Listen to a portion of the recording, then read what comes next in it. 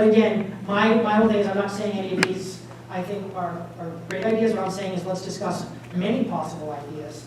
And with that leaves the last one that I want to mention. And again, I encourage everybody here to get up, speak, share your different ideas, or focus on some that what you were envisioning or what's being discussed tonight. But what I think will be helpful is in just a minute or two, want to ask Councilmember Zapata to come up and really speak about the possibility of a makerspace and what kind of benefit or interesting opportunity could that involve. And it's something definitely outside the box, definitely something different than what we've seen in discussions and in emails, etc. But I think worth discussing.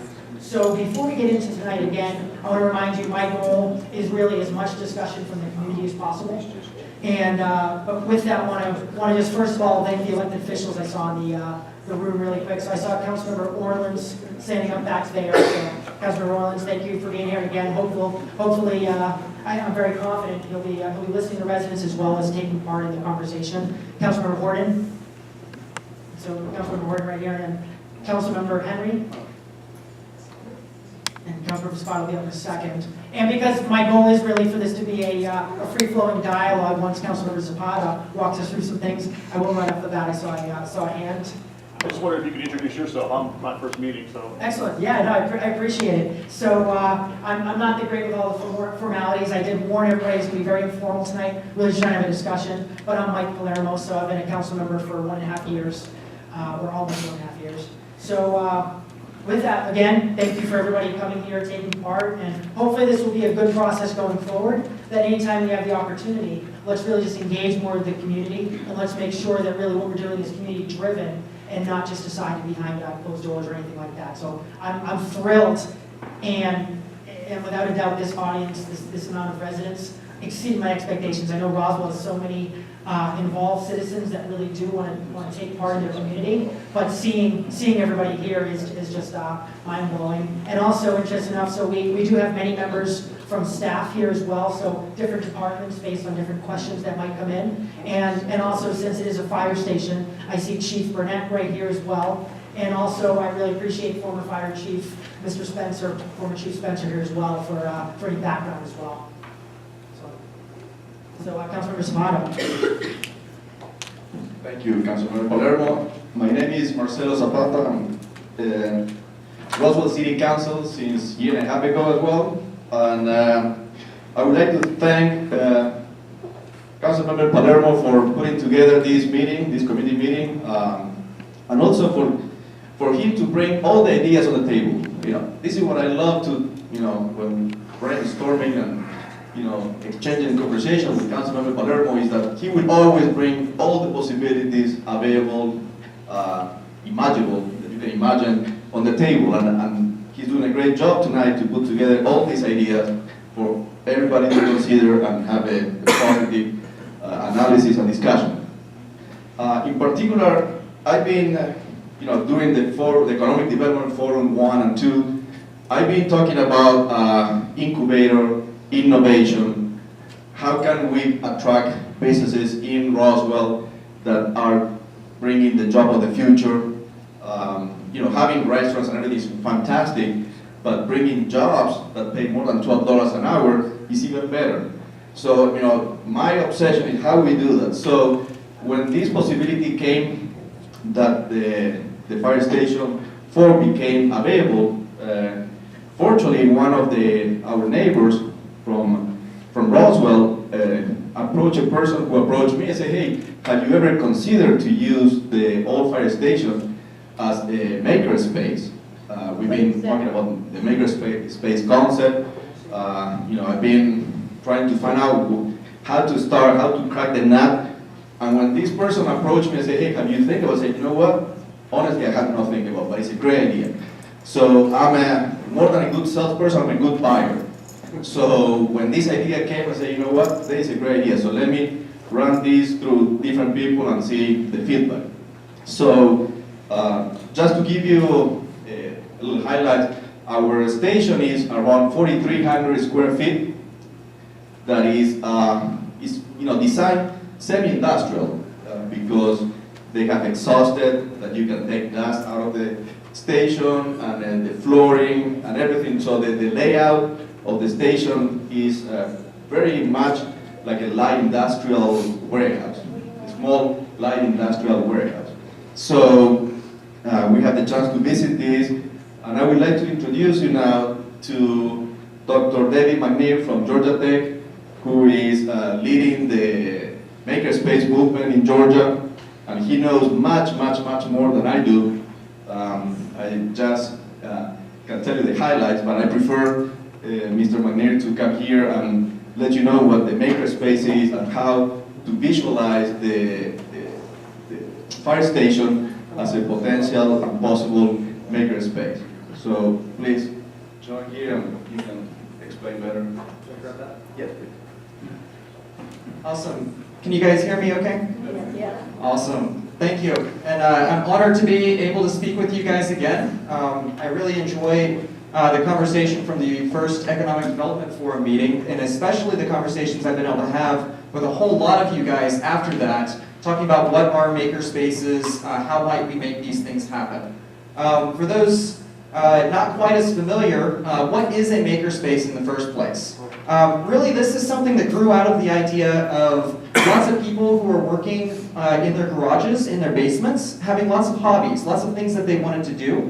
And then the tools that they wanted to use kept getting more and more complex, more expensive, etc. And they had the thought, why don't we bring these all together and put them in a single location? A single, very well-equipped laboratory. We can come in, we can work on all of our projects. Well, that was really nice. They got great tools, etc. But the real benefit from that, they didn't even realize right off the bat. Was the fact that when you bring all of these people together around these tools, they start teaching each other. They start working with each other. You start developing these amazing mentorships between people. And so if you didn't know how to do woodworking, you could show up and you could learn from somebody how to do woodworking. Maybe you are already an expert on metalworking, then you can teach somebody the metalworking that you know while learning about the woodworking, right? You can start putting together some amazing projects. Maybe you are limited in your projects, only doing the woodworking side or only doing the metalworking side, but now that you have experts you're able to work with, you can really do much larger projects. From there, we've been able to expand that and have a lot of impact into education, for instance. There's a lot of talk right now about putting these types of maker spaces, these innovation centers into high schools. We actually have a prime example of that at Centennial High School right now. They call it The Space, and it's an amazing facility. If anybody gets the chance to go take a tour through there, it's really awesome. They have space, the students can come together, they can assemble things, they can do electronics work, etc. The challenge with their space is that it's very hard to invite the community to come in and work with the students, right? You've got a lot of restrictions around that. Likewise, there's a limit in the amount of tooling that they can have and support directly inside the school. That tooling is complex a lot of times. There's maintenance that you have to do, there's training you have to go through. When we start putting that burden too much on the teachers, then they're gonna start recoiling from it, and a lot of that equipment's just gonna start gathering dust. So one of the ways that we try to address that is by having a community space where we can all come in, work inside of that space, mentor one another, but also allow the students who want to expand with their projects to likewise come into that space and work with us. Allows us to mentor them inside of that safe space. So, the question that I also get a lot of times is, what is a maker? So we talk about, well, makers can come into this maker space, they can do whatever they want. A maker is anyone. You know, you can have makers who are woodworkers, makers who are painters, makers who are artists. You've got makers that are machinists, makers that are programmers, makers that are entrepreneurs. You've got makers that are team leaders. They make teams, they make management systems. So really, if you think about it, everybody is a maker when it really comes down to it. You know, whether your expertise is more in electronics and programming, whether it's something physical, etc., everybody is a maker to a certain extent. So we hope that everybody has the ability to come in and be part of the conversations, the learning, and the projects that are happening inside of this type of space. So one of the things that I really like about using the Firehouse, it already has the high bays that are inside of there. So I believe that you can fit, and correct me if I'm wrong on this, Chief, but I believe you can fit a 100-foot ladder truck inside of there, but it would be very tight. And so if you think about that, that's at least 100-foot worth of depth that you have, with high ceilings, and we've got 3 bays across. So it's a decent amount of space that you can start putting lots of really good, high-quality tools into that space. Likewise, off the side of there, you've got spaces you can use for kind of hangout areas. So you don't necessarily want to be in the wood shop when you're trying to teach a class on how do you do woodworking or how do you do programming. So you've got the ability to expand that and teach the courses inside an area which has couches, which has kind of a general hangout area. That's also a really good space for just ideation. I can talk, I can brainstorm with everybody, really understand what the project's going to be before we head out to the workshop floor. It also is very nicely split up. So we've got areas that have all of the sinks, all of the plumbing, all of that put into place. We've got an area inside of there that already has lockers from when the firefighters were using it. So you've got project storage already built in. It really is about the optimal space for trying to start up this makerspace idea. And so I guess before, I don't know, opening it up for questions, I'm not sure what the best next step would be.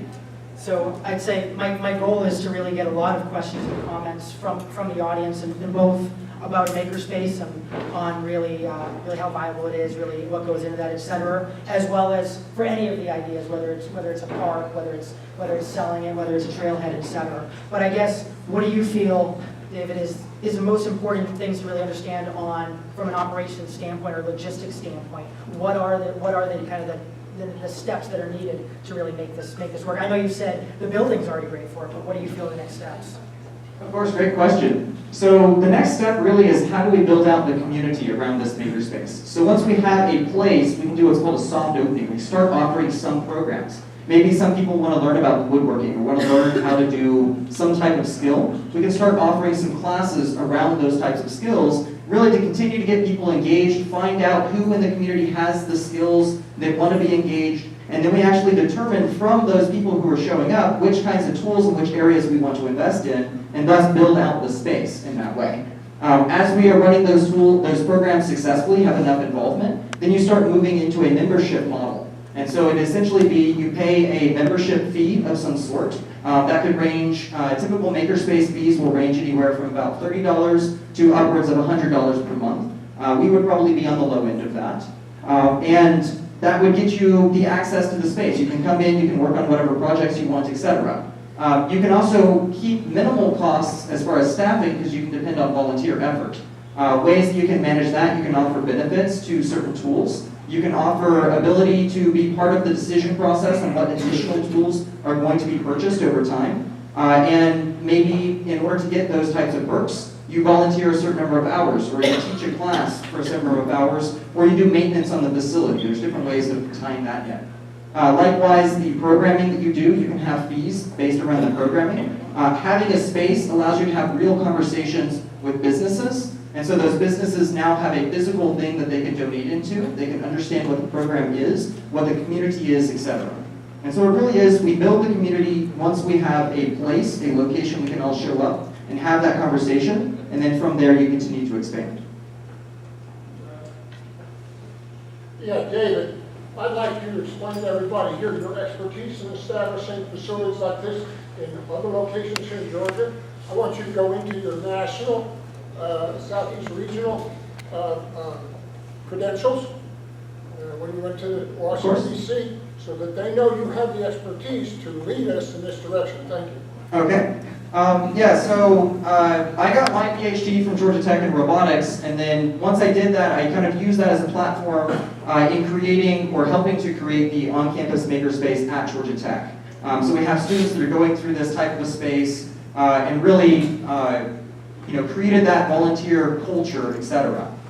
From there, we have expanded into creating Maker Fair Atlanta. That expanded up to where we have about 35,000 people that are showing up to the Maker Fair, run as a 2-day festival, and that's happening every year. And from that Maker Fair, that spawned a lot of conversations at the national level, where we were trying to figure out what are the ways of incorporating all of the different regions and what had become known as the Maker Movement. So all of these resources that come from the mentorship and the tools, the training, all of that, how do we apply that back into education, apply that into universities, and how do we make the process of founding a makerspace much easier? I've been at least tangentially related to about 5 different makerspaces that have been built up in the Atlanta area. We've got 2 that are around the downtown area, Freeside, Mass Collective. We've got one that's over in Marietta. We've got one that's in Gwinnett. And which one? Decatur Makers, which is a family-focused makerspace that's in Decatur, Georgia. What we would likely be doing in the Roswell area would probably be most closely related to Decatur makers, both in the size of the type of space, the focus on education, on family, etc. With the work at the White House, we actually founded the Southeast Maker Alliance, which is a nonprofit that is really focused on management across all of the Southeast. That's all the way from the north border of Tennessee, coming southward, as well as going out to Texas. And really it's just management of all of the different maker spaces in that area, communication between all those maker spaces, finding out what are the best practices, etc. And then being the voice for all of those maker spaces up to the national level. So we've had conversations under the previous administration with the White House, with the president, around creating those types of resources. Yes? First, there's a question of liability. How do we manage that? Another one is our libraries. We're having a difficult time funding the employees for reasonable hours of operation. How are you funding this? Two, you mentioned 35,000 people hearing at the Maker's Mark. Now, I think it's a wonderful idea. I think maybe the fire station is not equipped for that. It's too small an operation. 35,000 people. Can you imagine that on an annualized basis? That was a fair. So that was a festival. Okay, I misunderstood that. Okay. So what is the anticipated traffic there? Now, given that, I'm all for the Maker's space thing. I think that's a great idea, but we have 35% plus overbuild of retail space. I know we can find another vacancy somewhere. The fire station is cute, what have you. That property, I think the proper approach would be goodwilling it back to those that goodwilled it to the city. I don't know that there's enough space. Your parking requirements, what are they, how many parking spaces does the fire station have? Those are issues that these large retail spaces that will offer answers to all of those problems. So liability. So make sure I get that right. Question about liability, question about numbers of people that we might be expecting to come through the space, and parking issues. How do you pay for the employees? And how do we pay for it? Awesome. So from the question of liability, this is actually one of the things we were working at the national level, was talking with some of the insurance companies and having them actually understand what it means to be a makerspace and the culture behind a makerspace. A large part of that is the vetting process that goes into making sure that people actually know how to use the tools. And they actually will look at makerspaces more favorably than a lot of times what you see in industrial parks. And you'll get actually a better deal on a lot of the liability insurance that goes in. And there's already pre-established binders that you can go into designed for makerspaces. And a lot of the other makerspaces in the Atlanta area have already done this, and that would be something that we can sort of follow suit. That would be one of the primary costs that you have to see on a monthly basis. You're generally talking somewhere between about $800 to $1,200 per month that you can see that as a cost that you would need to cover through the operation of the makerspace. Talking about numbers of people, you would probably start this fairly small with running courses. A space like that, you could easily run a course for 40, 50 people at a time. And that might be a class on woodworking, that might be a class on other areas. It would be programming, it would be a lot of other things that we can reach out. And a lot of that is going to be volunteer effort. So a space like this, like Decatur Makers, has one person that is part-time, and that was after they had been already running their operations for about a year and a half. And so it's something that really is the community effort, the community coming together to run the space, to own the space, as opposed to having to pay for people to run that type of a location. And that's fairly typical across most of the maker spaces. As far as parking, not a great solution, but you actually do have, I think it's about 20 different parking spaces that you can get, because there's a side lot beside the makerspace, and there's a couple spaces you can use right in front of the station. And so that's going to get you a fair bit of coverage. You've got walkability for Martin's Landing, so a lot of those folks will be able to get there pretty easily. You put up a couple bike racks, and a lot of the different neighborhoods that are around the Martin's Landing area should be able to get there fairly easily. You do have the connection that's across the street. Not a great solution, I know, because you're having to cross Holcomb Bridge, but that is another one of the options that's available. And then, what was the final question that I'm missing? Funding on this, we have issue with the cost of employees in the libraries. So the overall funding apparently you have a business plan on this. That's county. Fulton County. This is Roswell. Okay, so City of Roswell then will be paying for it, yes. City of Roswell would simply be providing the space. We would be providing the monetary from the fees, the user fees for the facility, the cost of the programming, all of that kind of stuff. That would be revenue that we're generating. And there's actually a lot of grant programs that we've already have established for makerspaces, and we can start tagging into those grant programs for operational costs.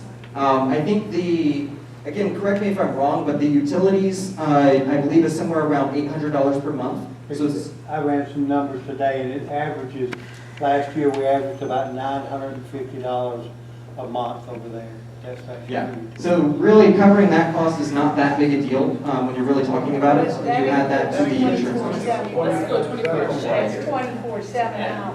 Yeah, and that was very high water use, as we're pointing out, and that was running the facility literally 24/7. So. And about the parking, there's also parking behind Coffee Bianco. There's a whole lot back there. Oh, okay. Yeah. You can't see over the road. Yes. Go ahead. David, so my name's Michael Litton, and I've been blessed to have the opportunity to work with David and Marcella and a couple other neighbors, Peter Scott and Eric Stevens. David is a neighbor in Northcliffe, and we've had 2 meetings already on this idea. And I will tell you, my assignment as a sales marketing guy was to go out and look for other space. Didn't even know the fire station wasn't even on our radar. We really had our sights set on the Coles, right, as a huge big box undeveloped. And the consensus we came to was that would be biting off a huge, huge chunk, right? I mean, think of that, the magnitude of trying to do that. And so David really said, let's bite this mosquito one bite at a time. The journey of 1,000 miles, let's start small. I can tell you, I've looked at a couple different spaces. One that was suggested is next to the Moe's in the Centennial Shopping Center, the village there, right? That's about 2,000 square feet. They want $3,000 a month for just the rent alone. And that space isn't nearly as ideal as this. So anyway, I just wanted to share that with y'all. Yes. David, would you guys lease the property then from the city? What would the business arrangement be between the city and the maker group? To be perfectly honest, we haven't gone that far in the conversations. So it could be that if we're able, because this would be a nonprofit, right? So the intent is not to try to make money off of this. If you end up bringing in enough money off of user fees, that might be something that's a very viable option in the future, is that you could provide funding back in the form of lease payments. Honestly, I would see it, at least short term, as being basically a net zero between the city and the space, and that you're essentially providing a very high value resource for the city and the community in general. And the condition of the property is It's in good shape. We went through there yesterday and we were looking. I mean, there's certain things you might have to do. There have been raised, for instance, issues about termites. That got taken care of a long time ago. They completely went through and rebuilt all of the walls that were affected, etc. So that has been mitigated. That's an urban legend now. Yes. Definitely supportive of the idea. I know some neighbors just would like to know for peace of mind that the trees around the area would remain intact. Yes. And the walkability would be great if we actually had a sidewalk. So just putting that in the ear of the council. Yeah, agreed. And this would be mostly looking at programming that would be inside the building. And then likewise, you'd make sure that you're not, for instance, creating noise at all hours of the night so you're not affecting the community negatively, etc. It's hard to track. I think we had a hand back there for a while. It's an interesting idea, a couple of questions. In your discussions, have you considered, you're talking about people teaching and doing classes, have you considered whether this is something that should come under the purview of Roswell Rec? And it may be available to people to register for classes that way. Startup costs, there's going to be some, you mentioned grants, I was glad to hear that there's grant money available. But since it's city of Roswell property, are there going to be city tax money involved in any startup costs? Do you have answers to these questions or not yet? We don't have full answers to all the questions, but the intent is that it's a net zero in the short term with regard to the city. So you're not going to be pulling city revenue in order to run the programming. So my hope is that that's actually a positive towards having these types of programs. You're depending more on volunteer effort rather than paying for a lot of functions that a rec center would have to pay for. We like, yeah, and donations, of course. And we like using kind of the idea of a recreation center for the mind. And so it's kind of the thought of we're trying to provide a service, but not doing so at a large expense. And I love the raising the hands, but it was brought up that not everybody can hear like that, so I'm wondering if we can start having people come up here just so we can kind of have this discussion where everybody can hear it, as well as individuals that aren't here in person. So I do want to just get this going, as many people as possible, just really asking questions, and again, whether it's on Makerspace or anything else, sharing your feedback, so I do appreciate it. Yes, please. Hi. Thank you. I've been an advocate of makerspaces for about a year now. My son-in-law belongs to one in Columbus, Ohio, where Dr. McNair has actually visited. And it's a pretty cool place. It's an old industrial site downtown Columbus. My son-in-law works in IT all day, but loves to work with wood. So he goes there where these huge tools are that he couldn't possibly afford or want to buy for a project. And other people are there with incredible things. My granddaughters learned how to make handmade wooden pens there. I went to the grand opening, and I happened to run into Dr. McNair at the Decatur Makerspace, which is 1 block away from downtown Decatur. And it's in an old basketball gym of a church that was basically, they weren't using it anymore. And it was a great opening day. David and I sat on the concrete steps for an hour and talked about makerspaces. One thing that I think we have different in Roswell that would work well, we have a lot of men who are getting old and retiring. And they love their tools, but they downsized and they have nowhere to put them. And they hate to part with their tools. So we encourage them to donate them, and they have visitation privileges. So they can come and visit their tools anytime they want. And anybody who has a man in their life who has tools knows what I'm talking about. They also bring expertise on how to use those tools, and they're dying to share their knowledge. And that is what creates a community. I grew up that way. I'm not trying to preach, but old people know a lot that young people are dying to know. And they want somebody to teach them how to join 2 pieces of wood. Or I met a man who owns an IT company, and I met him, and he wants to volunteer. Within 10 seconds, he lives in Liberty. He said, I will volunteer teaching whatever they want, but I want to learn how to weld.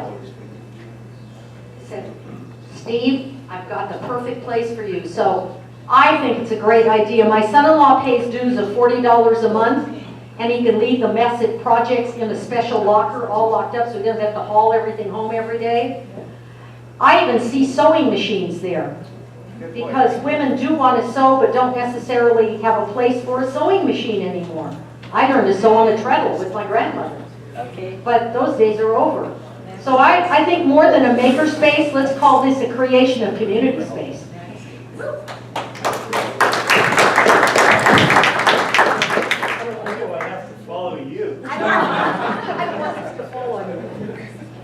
You know, it's not a trivial thing to turn incubation into businesses. You know, a lot of people try to replicate the research triangle in the Boston Technology Corridor. It's not a trivial thing, but I think it sends a great message to businesses that if Roswell were to invest in something like this, yes, it probably will eventually yield something.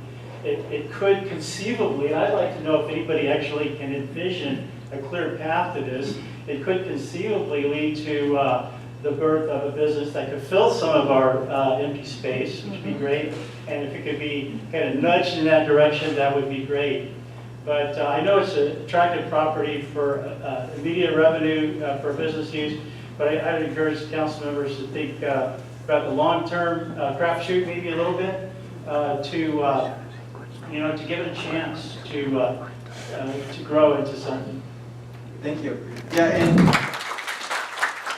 I kind of wanted to mention along those lines from the incubation standpoint, having a lot of partnerships with Georgia Tech, groups like there's the Advanced Technology Development Center at Georgia Tech, that you can start leveraging. They're very happy about having these maker spaces and have expertise on how to take a group that wants to work inside of a makerspace has a really good idea, how do you move to the next steps? So while we can also use the expertise that we have inside of our community, people who have gone through that process themselves, and we have a lot of them here in Roswell, we can also bring in those types of outside groups. Once we have a concealed location that we can meet them and a group of people, they will work with us and help those companies and those businesses really evolve into something that was homegrown in Roswell and then wants to occupy the stores that are in Roswell.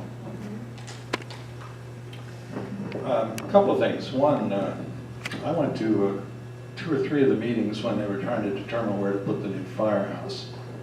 And at that time, we were assured by all the chiefs in the room that in fact it was infested building. So it was not an urban legend, or at least it was not when they were looking to get a new building. So that aside, obviously, miraculously, this thing can now survive, exactly. I'm not sure how. Okay, so now they have the new, and now we have to find something to do with another empty building here.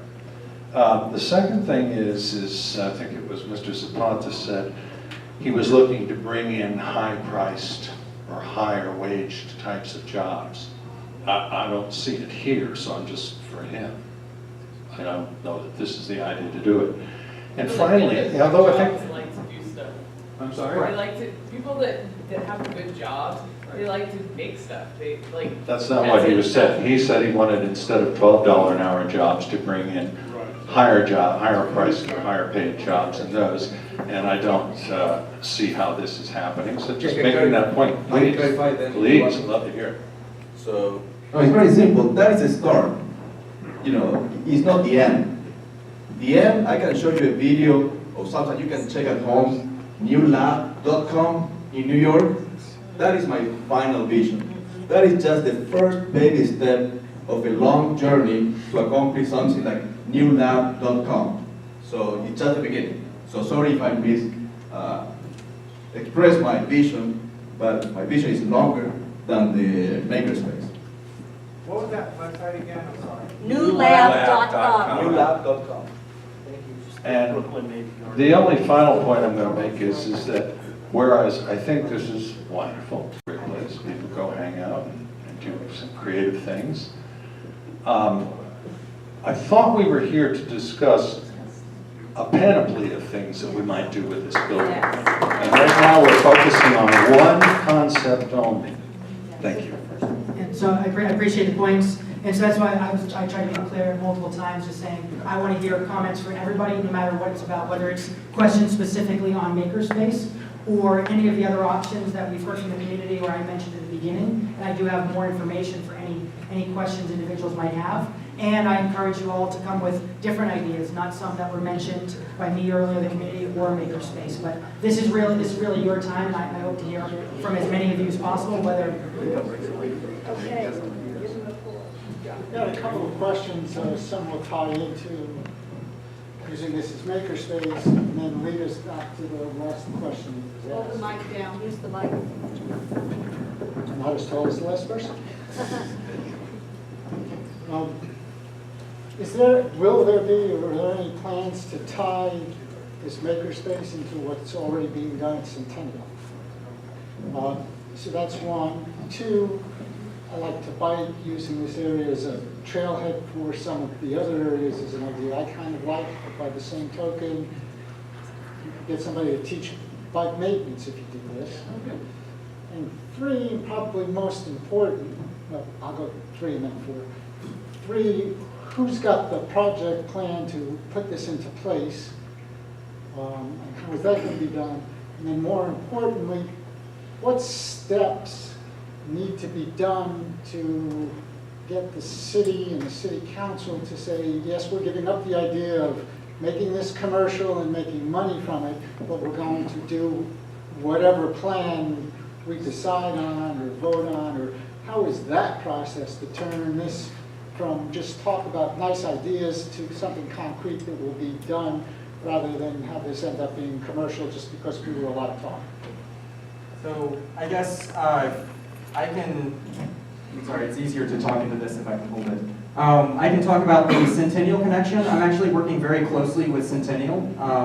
Scott Kent, who's over there, one of the teachers that's very involved with their makerspace, or the space, as they call it. I got them in touch with one of my contacts, which is Jason Martin, who runs the steam truck. It's essentially a mobile makerspace, and they're in the process of building up a very long-range strategy on where is that space going, how do we do the incorporation into the curriculum inside of the school, and then how do we make sure that that process is feeding off of other outside resources that we might build, like makerspaces, community makerspaces.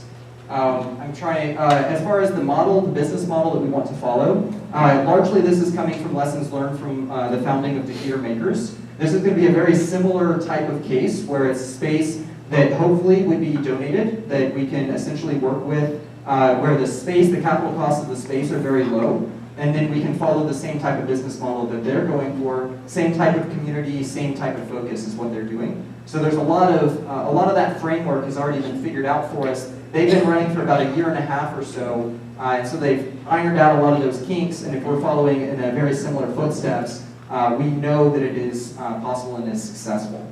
Do you want to comment, Leslie? I do. So for the last one, the way I kind of heard that was really what are the next steps, and where do we stand, and what does it look like to come out of here with an actual decision.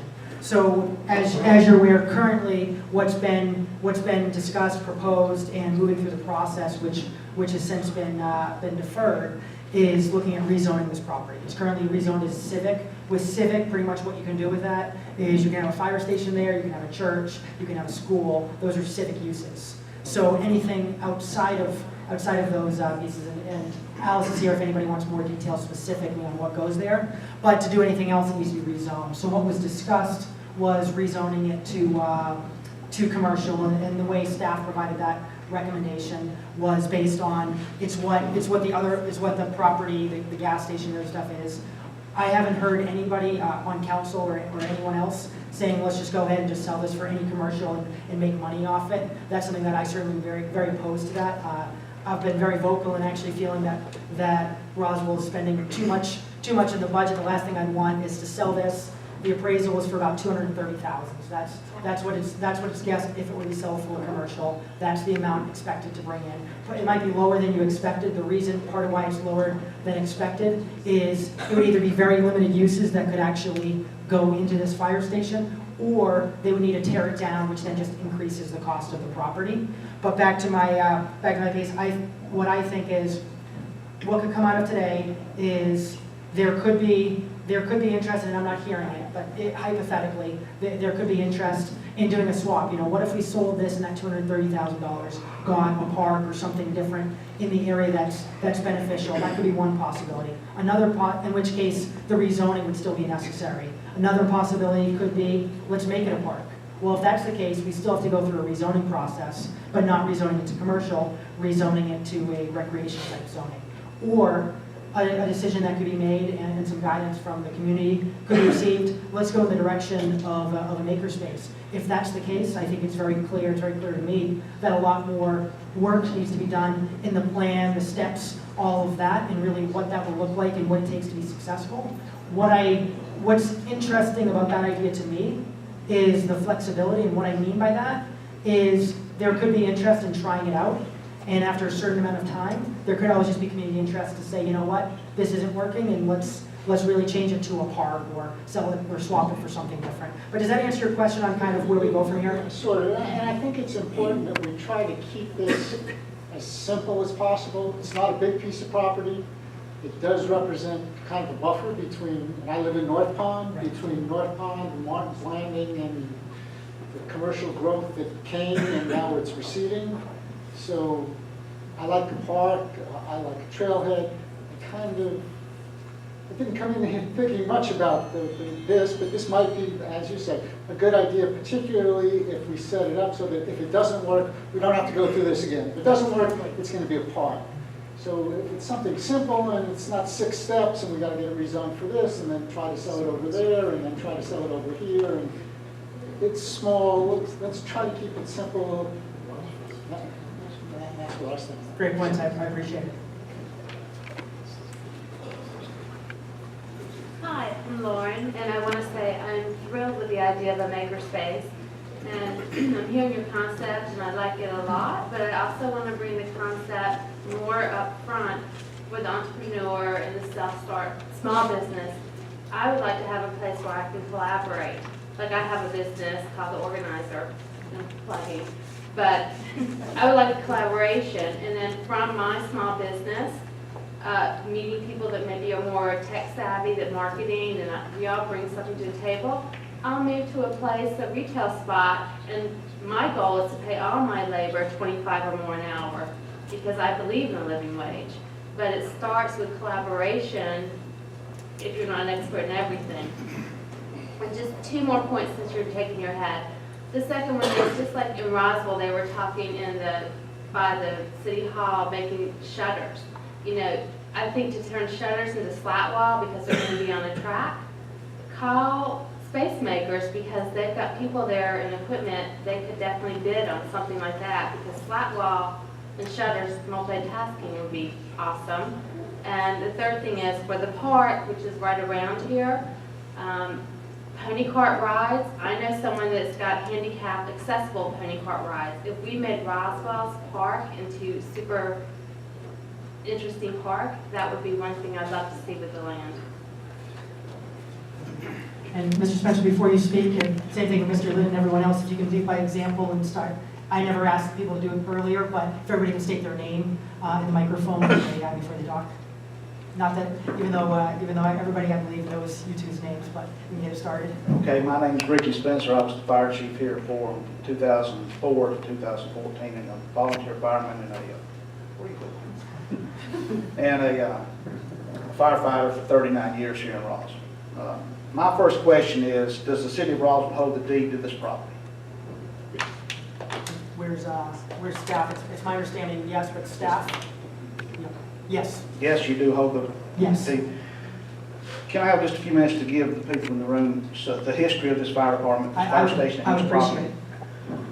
Back in the early 60s, the Chattahoochee Fire Department was donated this land. I'm sorry? I can't.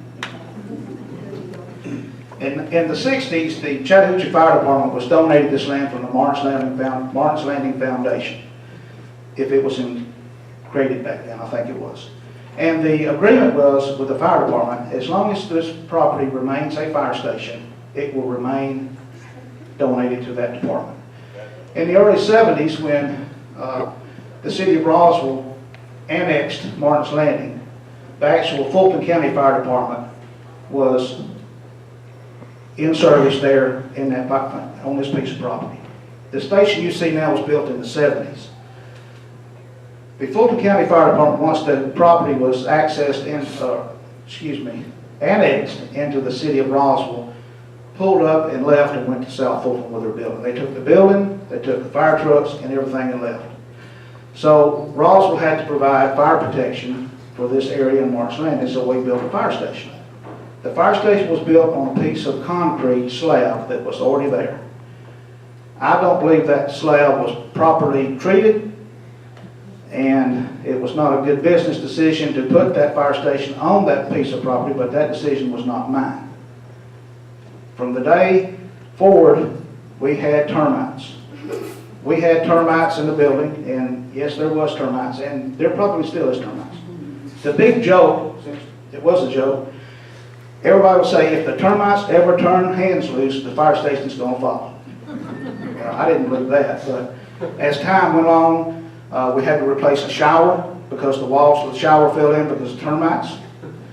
One day we were backing a fire truck into the fire station.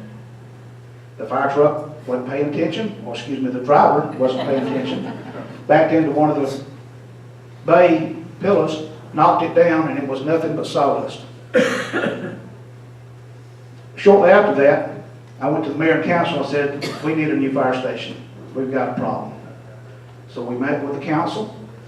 We showed them, give them a tour of the fire station, showed them the damage that had been caused to the fire station, showed them where the termites had taken care of the shower.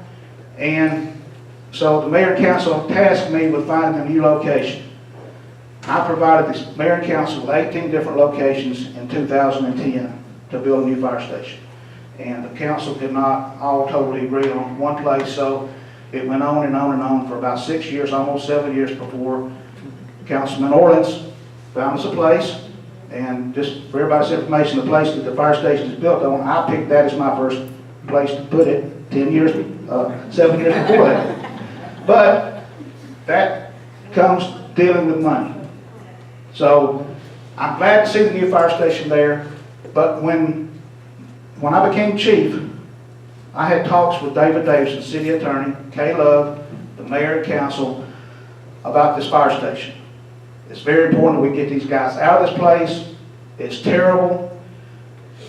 I wouldn't go stay in it, but they stayed in it for years. The termites let me back up just a minute. Has anybody had a structural engineer out to that fire station and inspected it for structural integrity? Let me ask another question. How do you have all these years people there with termites? Today you have termite exterminators who can do assessment of the damage, tell you what to repair, and you move on. It's not a problem. In Roswell, it's a problem. It's not a novelty that it's a problem. But this is why you have yearly inspection about termites. So my question back to you is, when was the last time you did a termite inspection in the property? You'll have to ask arrow exterminators. They're the ones that inspected and done, and the city paid them. I had no dealings with that whatsoever. That's up to building maintenance, not the fire chief's job. That's not structural engineers. Well, they take care I'm of asking the structure, has a structural engineer been out to that fire station since we moved out in this past year and had a study done to see if the building is structurally good? Does anybody know? No, I can tell you that. Thank you. From my knowledge. Okay. I would strongly urge the mayor and council to have a structural engineer go out there and check that building. That building sits on 0.88 acres. I know that fire station inside and out. It was built on a field. If you walk out the back door, you go off down the hill into the homes in Martin's Landing. Now, I'm going to stop and tell you that the deal with Martin's Landing in the 60s was once the building is no longer used for a fire station, it should come back to the Martin's Landing Foundation. I think the cities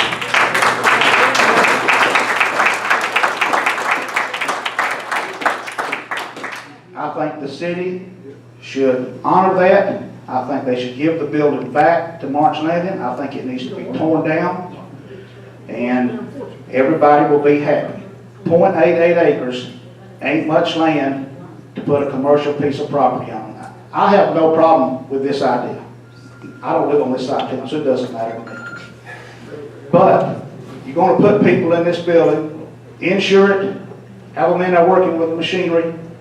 There's a liability, and I just don't see if that's a very good use of it, but the people of Martin's Landing deserve to get that property back.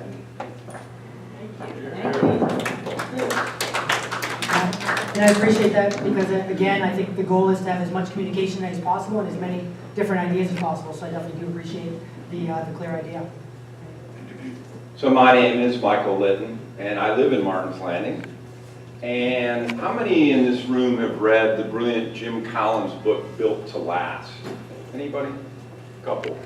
One of the things that Jim Collins coined in that book very brilliantly was embracing the genius of and versus the tyranny of or. And I think we have a brilliant opportunity to do just that, to embrace the genius of the and. Think about this. We have a chance to do something incredibly unique for the city of Roswell. Areas like Milton and others, Decatur, etc., that David have mentioned, are already doing things like that.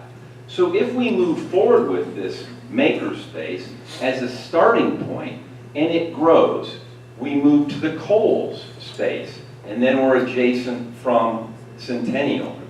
Marcella has already mentioned New Labs as an unbelievable opportunity for perhaps the super target. Say we've been successful with this makerspace, and now we have the opportunity, I think as many of us in this room want, to acquire the 7 Ranches legacy land, right? So we acquire that land. Now we have this space as an opportunity for a trailhead. embracing the genius of the and. It does not have to be the tyranny of the or.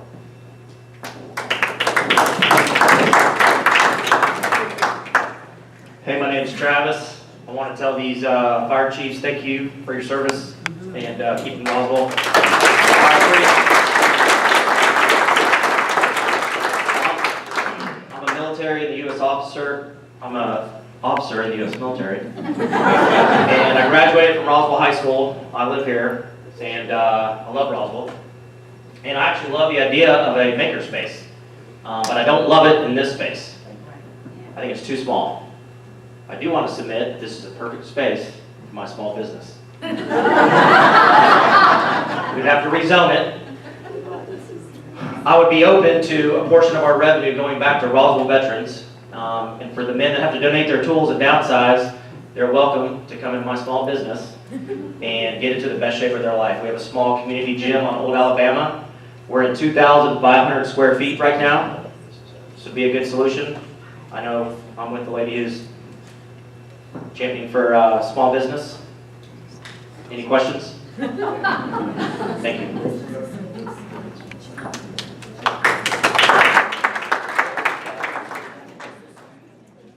My name is Martin Cook. I'm a resident of Martin's Landing. Mike, I think the focus should be on securing right of property back to Martin's Landing. Martin's Landing's goodwill to the city. The quitclaim deed states emphatically returned back to Martin's Landing. That should be the immediate focus. Following that, I think the maker's space, I think it's a grand idea. I think this particular parcel would likely be a launching point. It will become obsolete after a short time. So you need to consider long-term, what will you do with the building, those sort of things. But the focus should be securing the goodwilling of it back to Martin's Landing. And with that, so great point, definitely appreciate that.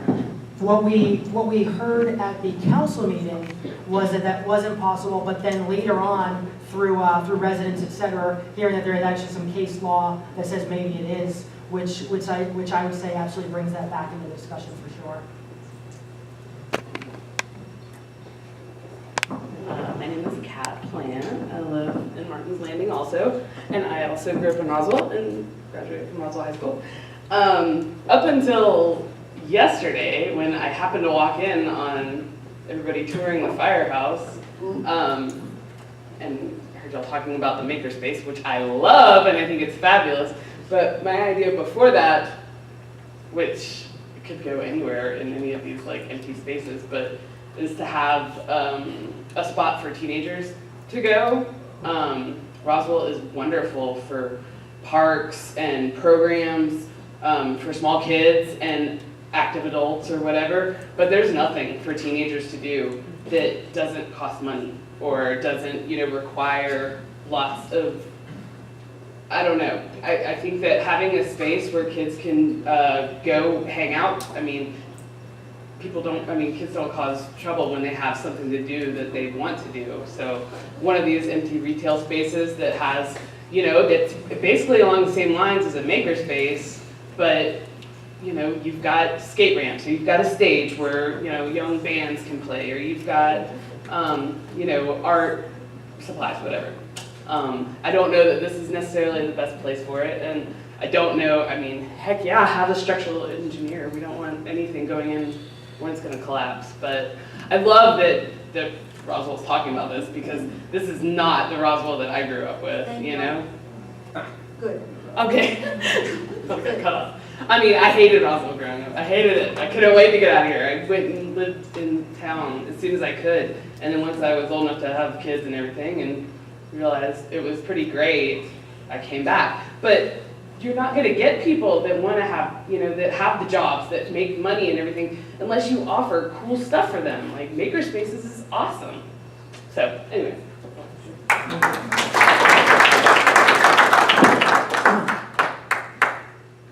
Lee Fleck. I'm the president of North Pond Homeowners Association, and I'm on the board of directors of Martin's Landing. We have made our recommendation to City Council. Once they applied to have this rezoned, Only the city of Roswell, the applicant, has the authority to withdraw the request for zoning. Nobody else can change that, only the city can do that.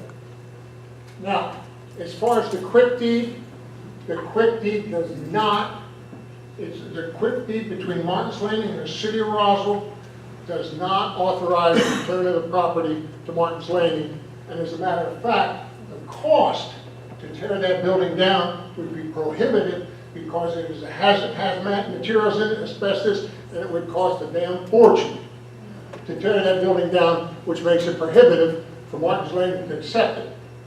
David Davison specifically said at a council meeting, when this came up for zoning last month, that the city has an asset and it's illegal for them to return it to Martin's Landing at no cost. Okay? Now, Mike Palermo talked about joining, making a stipulation, if it is commercially zoned, that any high-rise buildings that go in there would have to be mated with the quick stop area right next to it. Now, when you start talking about joining two properties, the current fire station with the gas station next to it, now you're talking about three-story buildings, and this is the biggest concern for the people who live on Waterbrook Terrace, since it is a terrace location, and their houses are probably 50 feet, 75 feet below Holcomb Bridge. To now add a three-story building or something like that would ruin their property values and their privacy. Now, certainly, in my conversation with David McNair, he definitely indicated that before they proceeded, that the termite situation would be addressed by termite specialists. So I think that subject has been crossed, okay? And certainly, Chief Spencer, I concur with everything you said, because my wife and I have been fighting for that new police or fire station for this 8 years. Okay, so we're well aware of the history of that building, not only the termite, the tree limb that fell through the roof and all that kind of stuff. But at any rate, I think that this could be another option that should be considered by City Council when they meet at the end of this month to make a final determination on the zoning of that property. Thank you. But I had a question for you. Yeah. So you're saying that this deed actually does, so I keep hearing that it does say that it goes back to Martin's Landing, but you're saying it... No, ma'am, it does not. I have a copy of the deed. The deed has been reviewed by other people. It does not guarantee the property. The deed between Martin's Landing and the city of Roswell does not guarantee the return back to Martin's Landing. Okay, that answers my question. Thank you, Mr. Fleck. And one clarification, what I was asking was wanting to look at every option, wondering, because I have heard some residents talk about the blight of the gas station next door, and so therefore what I was raising is, would there be interest if it was office or something different, but only if there was stipulations really provided from the community. And so for example, which frankly I'm not hearing a lot of even interest in that at all, but if there was interest, an example of a stipulation would be, it can't exceed more than 1 story, or any other stipulations. We could control it because we'd be selling it and putting it on the deed. But again, I want to make sure we're doing whatever is really driven by the community. Hi, my name is Linda Winnicky. I'm also a resident of Martin's Landing. And I want to piggyback on your suggestion of Ann, because we've had several presentations at Martin's Landing Board regarding possible projects from the city. First, buying the 6 Branches property that's on the corner of Eves and Holcomb Bridge. Then to take T-Splott's money and widen the sidewalk and actually build a sidewalk down Holcomb Bridge, and actually to add an 8-foot wide bike trail.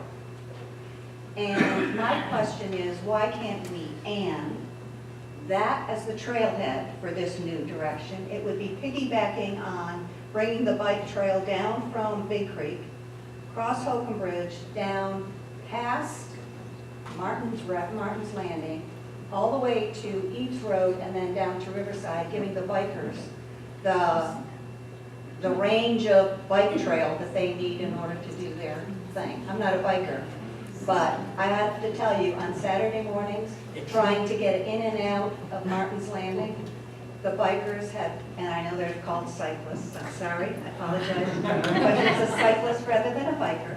But they just take up the road. And this would take them around Martin's Landing and allow us to remain a private community.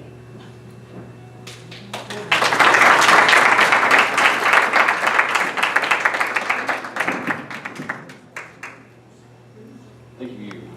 My name's Jamie Grant. I live in Martin's Landing, and I've got a lot of notes, so bear with me. First, I really appreciate you guys being here doing everything that y'all do. You know, it's great the fact that y'all are here, because the reason you're here is somebody said, hey, we didn't talk to the east side of Roswell. I know there's this divide between east and Roswell. I don't know where that started, but nonetheless, y'all are here because you want to be a part of this area, and this area wants to be a part of what's going on in Roswell, period. So I do appreciate that. Regarding the commercial and retail use, I don't really think I need this, but that's just me. I do? All right. So, I highly discourage a commercial use. When it comes to retail, there's a ton of space. We already know there's space everywhere. It's vacant left and right.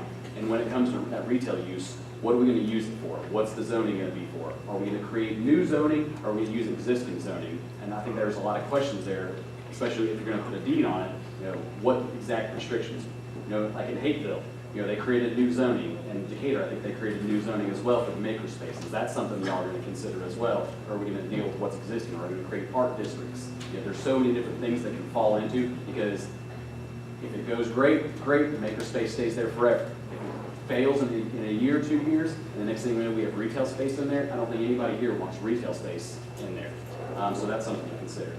I highly support the makerspace, but when it comes to the makerspace, who owns it? You know, is the city going to actually own the property, or is the makerspace is a 501c3? Because a big issue in my sense, or in my mind, I'm a personal injury attorney. I deal with this all the time. Liability. If the city owns it, the city's self-insured. So, as a taxpayer, am I going to be paying for when some big piece of equipment chops off the leg and we have a $30 million verdict? I'm not trying to be funny, but if we're paying $30 million for 10 years, that's going to suck. And I know with the city's not going to go out and buy insurance. If 501c3 goes to buy insurance, I'm fine with that to an extent. But there's tons of liability concerns that you have to look at. Parking's a big thing. If people are walking across the street, somebody gets hit crossing the road, the city's on the hook, the 501c3's on the hook, you get another big verdict, makerspace goes out of business. So before I go to my other things, I like to hear about the parking issue first. Or not the parking, but the liability. From a liability standpoint, that's a lot of where we've talked with a lot of the insurance providers, and there's binders that exist specifically for makerspaces covering the activity of the makerspace. The 501c3 would operate in the building. The 501c3 would not own the building. However, and we actually had this type of arrangement with Decatur when we ran Maker Faire Atlanta, is that the city was not liable for any of the injuries, anything that happened while we were running the fair. Instead, we had to get a binder. That was one of the requirements for us to run the fair, was that we got a binder from the insurance company that would cover any liability that might have otherwise fallen to the city. And thus, we took that on as the 501c3. And so that would be very similar to the way that we would run a makerspace. We would have a binder in place. That would be a requirement from the city that they would place on the 501c in order to run the in that space. So the property would still be the city's. The makerspace 501c3 couldn't randomly decide that they wanted to sell it off to a commercial interest. It would still be city property. My understanding is we can even do, whether it stays civic zoning or do something else, we can work with that, but I do not believe that it would turn into any sort of commercial zone. And so I'm pretty sure it would stay civic, and it's just that there's a 501c3 operating in the city building. With that, would the 501c3 then been responsible for the workers' comp insurance as well for the employees that are there? If there again, are, we're dealing yes. with heavy machinery. That's part of the binder. Okay. Also, it would be great if we do this, if you can join the team. Give us the best advice how to deal with this in the community. So that would be good. We're recruiting. the radar. From the parking standpoint, I don't have great answers for that right off the bat. This could be something that if it's really taking off, we might only be in that location, we outgrow it in a year or 2 years. If that happens, great. We have found exactly what Roswell needed, and we have enough interest in the growth that we're able to go find investment from local companies, businesses, grants, etc., that we move into a bigger space where parking's not an issue. If it's not taking off and parking's not an issue, then we're worrying about other things. We're figuring out why that's the case. In the absolute worst scenario, then we end up turning that back into a park, and we, whether we have this conversation again or we just write that in, that if we're not meeting certain goals, that's the way that things revert. With those not meeting goals, who's responsible then for tearing it down? Because if the 501c3 is not meeting goals, the 501c3 doesn't have money, does that mean the city is the one that's going to be responsible for tearing it down and putting it back to that park space? So currently that would fall to the city, so there's really no change other than you're essentially pushing that out and probably getting some free maintenance on the building from the people who are operating the makerspace. Okay. And then final question. This goes to the issue of asbestos, which that's news to me. Has an asbestos study been done? No. Again, this is fairly new as far as looking at this particular property. So it's functionally, from the standpoint of how the property is laid out, it's very optimal for a makerspace. We've not gone through, we haven't done like specific termite or asbestos or any of those kinds of studies. Those would absolutely, I'm not going to have community members coming into a space, and especially not having kids coming into a space that is not safe. That is a requirement. I hope that that is a requirement from the city before anyone were to move into that type of a building. Okay, yeah, that was my next biggest concern is if we're okay with termites and asbestos, that's a problem. Yeah. Thank you. Thank you.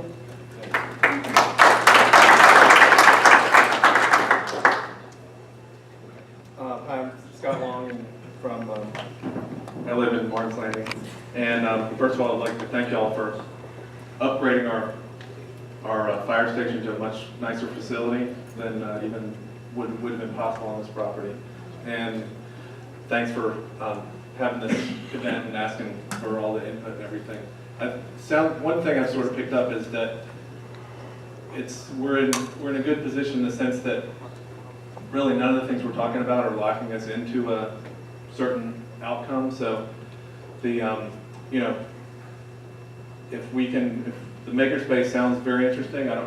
Decatur, downtown Decatur, and all of the people that are walking around there, seems like it creates a lot more critical mass than possibly maybe we have here. But if it doesn't cost us anything to give it a shot, and the issues with the building safety can be vetted and confirmed, I think why not give it a try.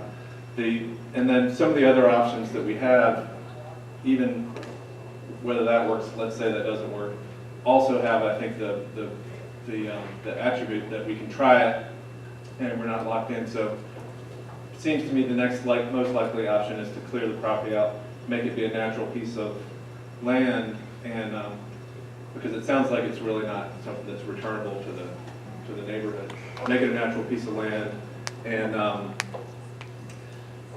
and maybe have it be connected somehow to the 6 to 7 Branches Trail. The problem is it's isolated it's got a business on one side and it's got the gas station on the other side, so it wouldn't really feel part of that if you have to drive through the gas station parking lot, right? So. Sorry, it's the last piece. Gas station. Okay, so you're right, it wouldn't block. But anyway, so on that question of the gas station, I do like the idea. I don't like the idea of just selling it and building something there, but I do. That gas station is now, there are much nicer gas stations on both sides, no matter which direction of travel. It's very unlikely to go there to buy gas. There's other stuff that seems to potentially happen in that building. There's like what looks like to me video poker machines in the back that I don't know how you do that with Georgia laws anymore, but if there was a way to,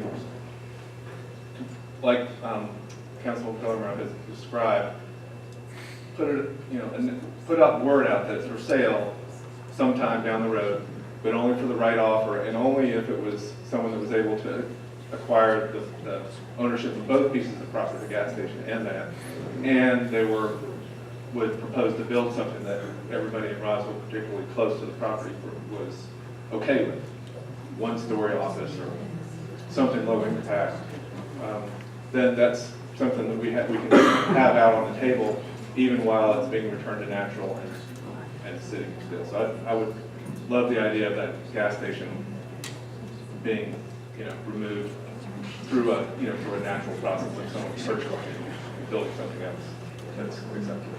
So that's all I had to say. Thank you. Thank you, and I think what's certainly very clear from the community, and I think all of council as well, that there's certainly zero interest in ever even considering allowing it for retail as well as many other uses.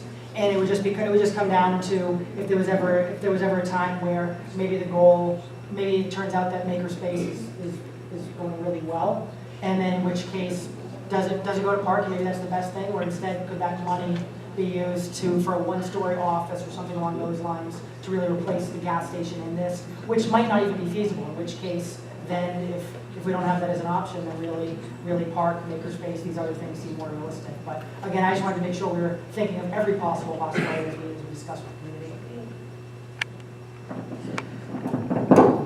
My name is Darren Nawara, and I live in Martin's Landing, right behind the fire station. But my question is for you, Councilman Palermo. You've mentioned a couple times like a land swap for a park or something. I'm just wondering, has anyone brought that up, or where does that idea come from? Have there been any discussions of doing that? Because, like, I would just like to know what's in mind. Yeah, no, absolutely. So under transportation is the individual at the city that works on all real estate deals, and so what was kind of discussed and shared. So there's no official buyer or anything like that. Nobody's offering to do a swap. What it came down to is I want to make sure we're just thinking I want to understand really what's the ideal solution. And if the ideal solution is park, then that's great. Let's do a park. And I guess my question would be, is the ideal solution for the park to be right here? And maybe it is. And if that's the case, let's do it right here. But if instead you're thinking, well, actually, you'd love a park and maybe there's somewhere else very close by, walking distance, that's more beneficial. In which case the city is able to do land swaps where they could actually literally do a swap. Or the other possibility could be, again, we got the valuation that this would be about $229,000, give or take. In which case that could be used where it's put in a special fund that needs to be used for really this community-driven idea of a park nearby. So that's where it came from. But again, there's nothing in the works. There's nothing on the table. So even if that was the direction, there would still be a lot of work to then find what makes sense. Thank you.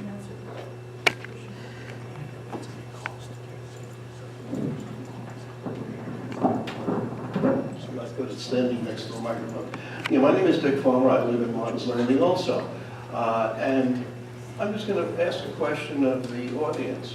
How many here in the attendance here are familiar with the Roswell Loop concept? Anybody? Okay. The city of Roswell has a concept. It's a quality of life improvement project, which essentially says the city of Roswell, will connect all of our parks with trails, walking trails, or bike paths. And this is an established plan. It is if we build it, they will come kind of project. You're familiar with the Beltway in Atlanta, you're familiar with the Silver Comet Trail.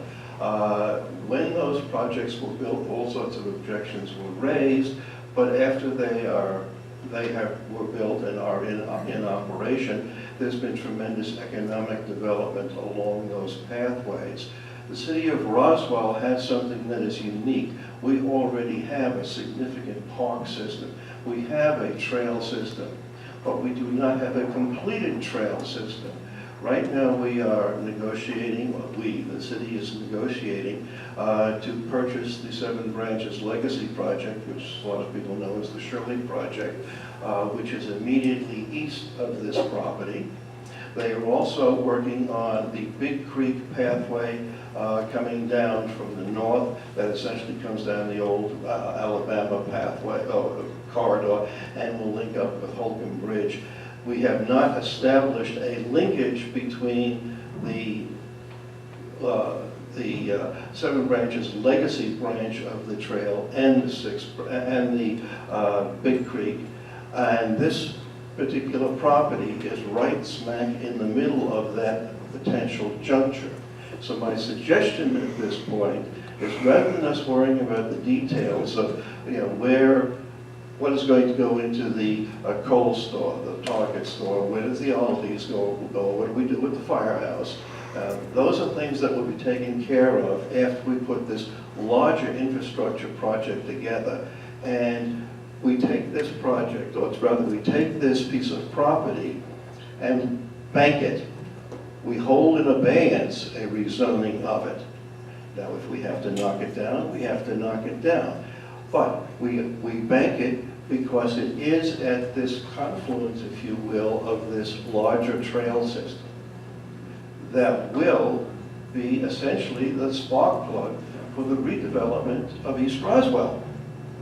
We talk about the redevelopment of East Roswell, but we don't talk about what the details are. And we don't have to talk about what those details are. It's a field of dreams concept. If we build this larger system, they will come, and we will have these ideas come forth, and we'll be able to pick and choose which developer, which kinds of projects we put in to suit the time and the purpose when they come forward. But this project, I think it's premature for us to talk about the disposing of it. And so from a community standpoint, I think the community, the city, should just bank it and hold in abeyance any rezoning, which is just bound to be contentious and perhaps the wrong decision at the time. So let's not try to be too detailed about what we're going to do with it. If we have to bank it, we do that. I know sometimes we have a hard time with indecision, but maybe this is the time for indecision. We hold it in abeyance. It's not bothering anybody. The termites are having a good time, maybe. That's okay. I'm all for a termite or two. They provide food for other vermin. But at any rate, my point is, let's not worry too much about the details, but let's make a prudent decision to use the property in conjunction with plans that we already have. As I say, Big Creek and 7 Branches. That's pretty much it. Thank you.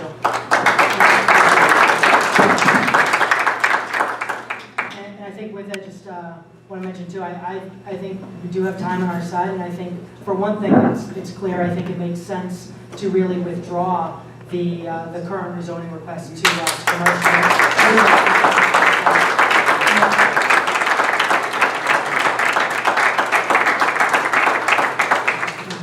Glad to see the response, and again, thank you everybody for still being here. And then we have more time to figure out what is the right thing, including maybe trying different things and really just seeing what works best for the community. Kurt. Hey, I'm Kurt Foster. I live in North Pond. I know several of us here tonight do also.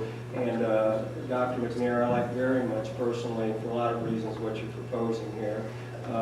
Asking specifically, just for the North Pond people, did I hear you say that the buffer zone, all the vegetation would remain intact and not disturbed? Okay. Do you foresee having to add any lighting whatsoever? Okay. Would all of your work pretty much be inside the building? Is it? What with the? I'm sorry.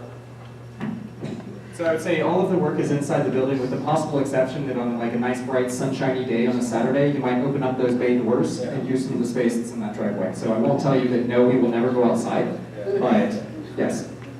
And last question is, what are, you mentioned other sites around Atlanta, when do you close operations overnight, as in when everybody's gone from the parking lot and so on? What time do you close? Thank you. Honestly, we haven't gotten that far. A lot of the family-friendly makerspaces, they're usually closing down, or at least having what they call silent operation by around, say, like 7 o'clock, 8 o'clock, etc. You also want to, I mean, that's a large part of figuring out what is this building, how is the building structured, etc. Given that it is a fairly well-built fire station, I would imagine that a lot of the noise is not going to be an issue. So you could, I would say, even if you were doing operations like soldering, etc., to the late hours, it's not going to bother anybody, but you're not going to allow people to use wood tools or metal tools or etc. after certain hours. What are late hours? For me, that's probably like at 8 o'clock, that you're not going to be going beyond, that you're making a lot of noise. And that I would imagine is a conversation that we're having with everybody who lives next door to it. Thank you, Dave. Thank you. So again, I think it's been great involvement And before we close things up, I'd like to invite each of the council members just to say a few words, whether it's any feedback or any questions. But again, I think it's very clear that there's definite momentum to withdraw the commercial rezoning. So I think that goes without saying. And then it's just a matter of really what direction do we go with whether trying the makerspace, just going straight to park, and then again, even if it doesn't work out the way that we hope it does or the way that it could, it seems like there could be that flexibility where we have the time and we can do what we feel is right after that with park, et cetera. But Councilmember Orleans, I want to invite you to. It's late enough, they don't need to listen to us, and some good ideas laid out tonight, so finish it up and we can get out. They appreciate your brevity for sure. Councilmember Horton? Just one comment about if you're going to do a makerspace, you have to first of all set up a corporation, then file for the 501c3 status. So those are the first steps you have to go before you can even raise money or take donations for equipment and that sort of thing. But I like the idea of the makerspace. I think I'm not sure about this location, but if it works for you, I can make it work. Thank you, Councilmember Horton. Councilmember Henry? Thank you all for coming out tonight. Trust me, we are listening to you and appreciate your comments and concerns and any of the conflicts that you see coming to this property. I thank you so very much, and you all have a great evening. We are listening.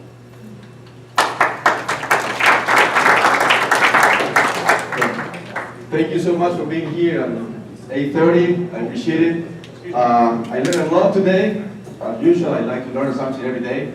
So what I learned today that tomorrow, first thing in the morning, I will ask staff for a copy of the last termite inspection of this building. First, if it's not done for the last year, I will request to do one immediately. Second, and third, an engineering to look the structure of the building. Third, so tomorrow morning at 9 o'clock, let's say 9 o'clock, I will request these three things to get done if they cannot be done in the past. And if they have been done, to make it public, somehow these documents, so everybody can have access to the information and the report from the termite company or the engineering company who did or did not do an inspection on the building. So I appreciate it, and I also would like to echo Councilmember Palermo that no need to rezone anything now in a rush. We have great ideas on the pipeline, that some of them need to be studied better, presented better. So I think that rezoning right now is too premature to do it. So that will be my personal opinion. Thank you.